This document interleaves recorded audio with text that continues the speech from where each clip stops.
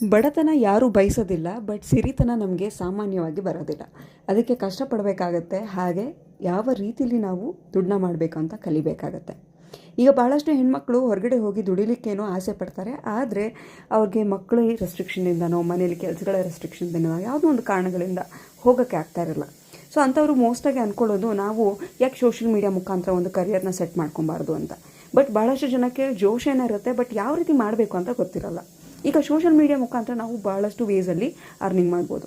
ನಾವು ಫೇಸ್ಬುಕ್ ಮುಖಾಂತರ ಫೇಸ್ಬುಕ್ ಮಾನಿಟೈಸೇಷನಿಂದ ಮಾಡ್ಬೋದು, ಯೂಟ್ಯೂಬ್ ಮುಖಾಂತರ ಯೂಟ್ಯೂಬ್ ಮಾನಿಟೈಸೇಷನಿಂದ ಮಾಡ್ಕೋಬೋದು, ಇಲ್ಲ ಇನ್ಸ್ಟಾಗ್ರಾಮ್ ಮುಖಾಂತರ ನಾವು ದೊಡ್ಡ ದೊಡ್ಡ ಬ್ರ್ಯಾಂಡ್ ಜೊತೆಗೆ ಕೊಲಾಬ್ರೇಷನ್ ಮಾಡಿನೋ ಅಥವಾ ಮೀಶೋದು ಮಿಂತ್ರಾಯಿಂದನೋ ಈ ರೀತಿ ಒಂದು ಅಫಿಲಿಯೇಟ್ ಮಾರ್ಕೆಟಿಂಗ್ ಮಾಡಿಕೊಂಡು ಪ್ರತಿಯೊಂದು ರೀತಿಯಲ್ಲೂ ನಾವು ದುಡಿಮೆ ಮಾಡ್ಬೋದು. ಬಟ್ ಇದನ್ನೆಲ್ಲ ಮಾಡೋದಕ್ಕೆ ನನಗೆ ಗೊತ್ತೇ ಇಲ್ಲ, ಯಾವ ರೀತಿ ಸ್ಟಾರ್ಟ್ ಮಾಡಬೇಕಂತ ಗೊತ್ತಿಲ್ಲ, ಅಥವಾ ಕಾನ್ಫಿಡೆನ್ಸ್ ಗೊತ್ತಿಲ್ಲ, ಕ್ಯಾಮ್ರಾ ಮುಂದೆ ಹೇಗೆ ಬರಬೇಕಂತ ಗೊತ್ತಿಲ್ಲ, ವೀಡಿಯೋ ಯಾವ ರೀತಿ ಮಾಡಬೇಕಂತ ಗೊತ್ತಿಲ್ಲ, ನನ್ನ ಹತ್ರ ಜಸ್ಟ್ ಫೋನ್ ಮಾತ್ರ ಇದೆ, ಬೇರೆ ಡಿವೈಸ್ ಯಾವುದೂ ಇಲ್ಲ, ಮಾಡಬಹುದಾ ಅಂತ ಹೇಳಿದ್ರೆ 100% ಮಾಡ್ಬೋದು.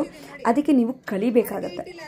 ಸೊ ಕಲಿಯೋದಕ್ಕೆ ಒಂದು ಒಳ್ಳೆ ಪ್ಲ್ಯಾಟ್ಫಾರ್ಮ್ ಹೇಳಿ ಅಂತ ಹೇಳಿದ್ರೆ, ನಾನು ಸ್ವಂತವಾಗಿ ಕಲಿಯೋದಕ್ಕೆ ಹೆಲ್ಪ್ ಮಾಡಿದ ಒಂದು ಪ್ಲ್ಯಾಟ್ಫಾರ್ಮ್ನ ನಾನು ನಿಮಗೆ ರೆಫರ್ ಮಾಡಬಲ್ಲೆ. ಸೊ ಈ ಪ್ಲ್ಯಾಟ್ಫಾರ್ಮಲ್ಲಿ ನಾನು ಕಲಿತು ಮೋರ್ ದೆನ್ 10,000 ಫಾಲೋವರ್ಸ್ನ ನಾನು ಗೇನ್ ಮಾಡ್ಕೊಂಡಿದ್ದೀನಿ. ಇದು ನನಗೆ ತುಂಬಾ ಯೂಸ್ ಆಗಿದೆ, ಎರಡು ದುಡಿಯೋ ರೀತಿಲಿ ಹಾಗೂ ಕಲಿಯೋ ರೀತಿಲಿ. ಹೌದು. ಸೊ ಇದ್ರ ಬಗ್ಗೆ ನಿಮಗೆ ಇನ್ನೂ ಜಾಸ್ತಿ ಮಾಹಿತಿ ಬೇಕು, ಎಲ್ಲಿ ಕಲಿಬೋದು ಅಂತ ಗೊತ್ತಾಗಬೇಕಂದ್ರೆ ಈ ರೀಲ್ನ ನಾನು ವಾಟ್ಸಪ್ಪಿಗೆ ಶೇರ್ ಮಾಡಿ, ಇಲ್ಲ ಸೋಷಿಯಲ್ ಅಂತ ಹೇಳಿ ಮೆಸೇಜ್ ಮಾಡಿ.